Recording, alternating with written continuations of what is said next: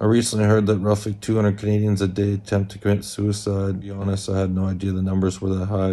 I thought I'd make a video talking about some of my experiences. If you make it to the end of this video, you might want to think about sharing it because you never know who needs to hear a message like this.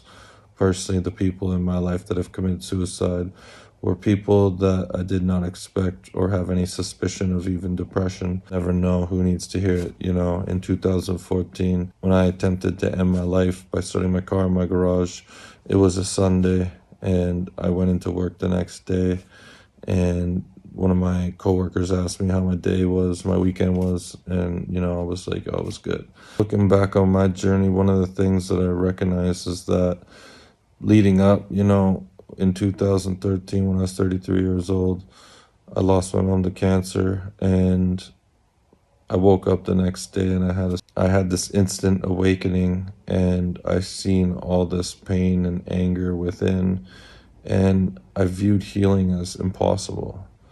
And I also felt like I had so much inner work to do that it was impossible to be in a relationship. I needed to spend all my time alone, and I just asked someone that I'd been with for well over a decade at the time to have my child, and I felt like I had no energy to go to work. I had a 9 to 5 where I was working 40 hours a week in a steel shop. Just wanted to run away, but we were financially strapped, missing one day of work when you're used to having $1,000 in the bank account can really hit you hard, right? So it was just like go to work regardless of how I was feeling. And I just felt trapped everywhere. And the more I thought about things, I thought to myself, I'm like, I can't be a positive role model for my son if I'm not happy.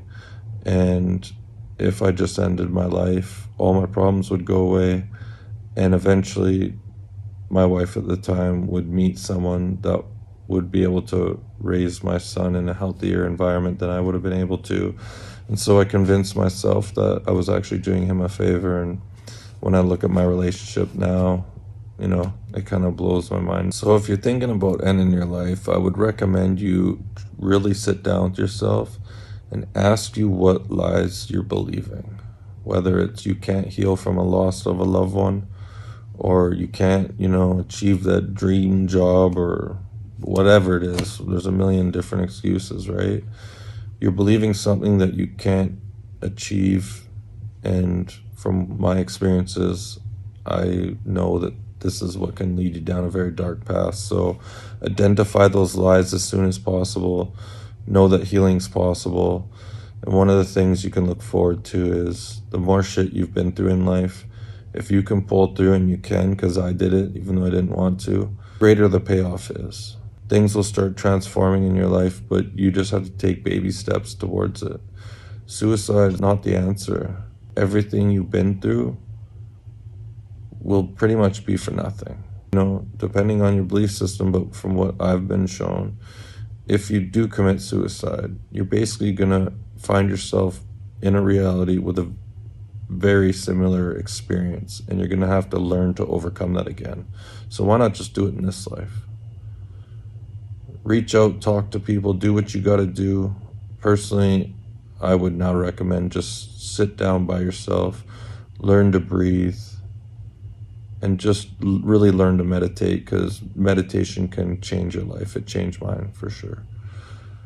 If you're thinking about ending your life, you're believing some lies, get outside, get into nature, take some deep breaths. Do what you got to do, but just know that healing is possible, because I did it. That's all I got. Thanks for watching.